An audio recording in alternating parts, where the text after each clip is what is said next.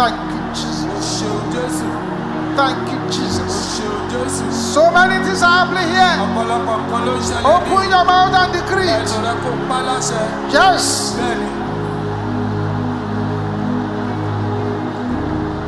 In Jesus' name we pray. Powers assigned to break my ladder of greatness.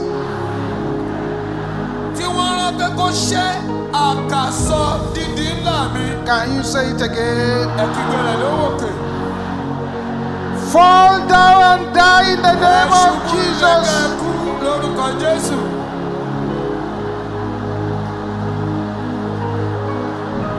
Yes. Thank you, Jesus. Thank you, Jesus. Thank you, Jesus.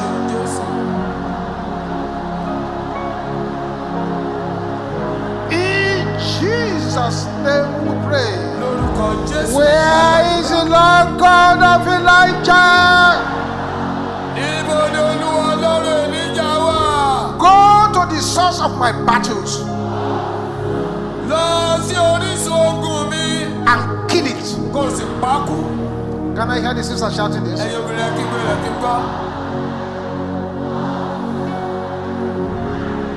Sisters, I want you to put your emphasis on and kill it. Sisters, can I hear you shouting again? Where?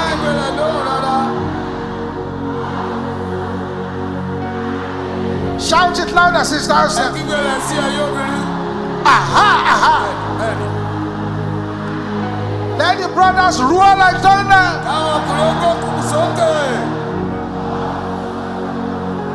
Everybody together now.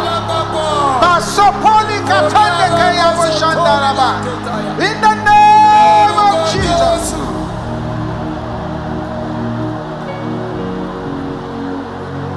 Aha, go to the source and kill it.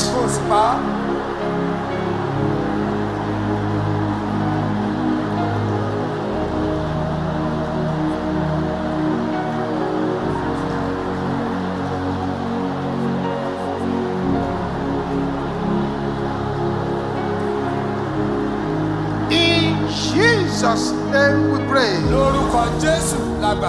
a voice louder than anyone around you. Say wherever the enemies of my soul shall run to. Can you say that? Say it again. Father, locate them and bring them down in the name of Jesus. Whatever they shall run to,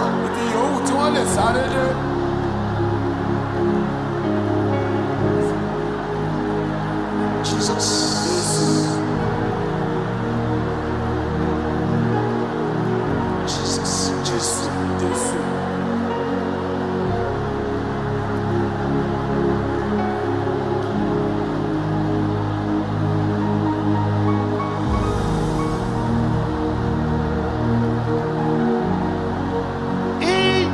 Jesus' name we pray. Then 10 aggressive times, with each one becoming louder. I shall see my Egyptians no more. By the power in the blood of Jesus. Shout it 10 times.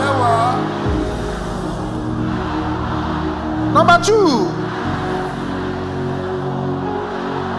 Number 3. Number 4. Number 5. Number 6. Number 7. Louder, louder. Number 8. Number 9. Number 10.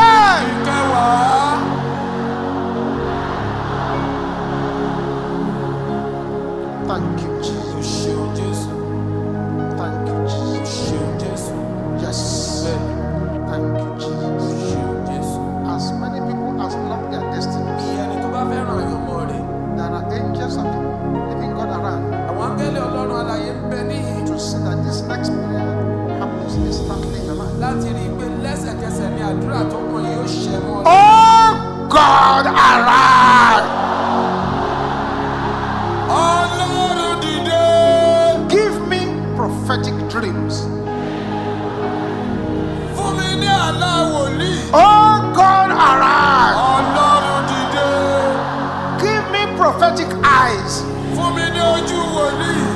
I hear the sisters shouting those who think?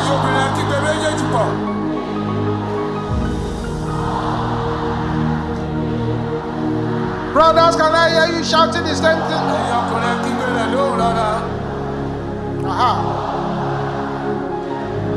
Everybody together now.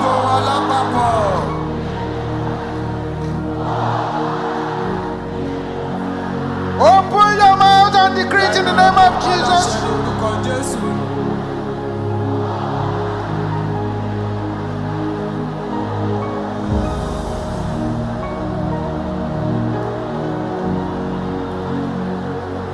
Yes.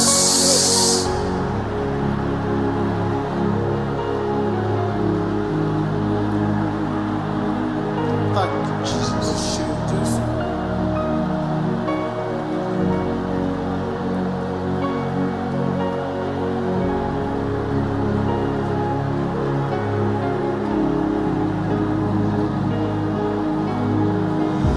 In Jesus' name we pray.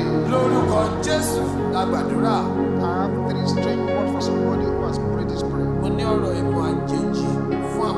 The Lord said I should tell you that every dream that translates to death, setback, poverty, failure that you have been having shall not come to pass in your life.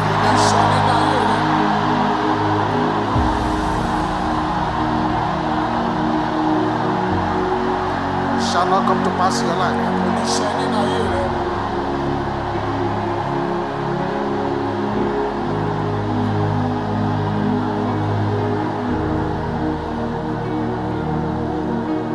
Listen, God's judgment of sudden destruction will fall upon the powers that do not want you to celebrate. In the name of Jesus.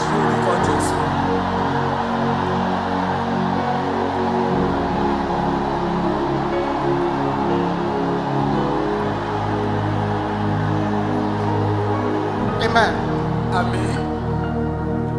Your strong opposition shall be permanently silenced. In the name of Jesus.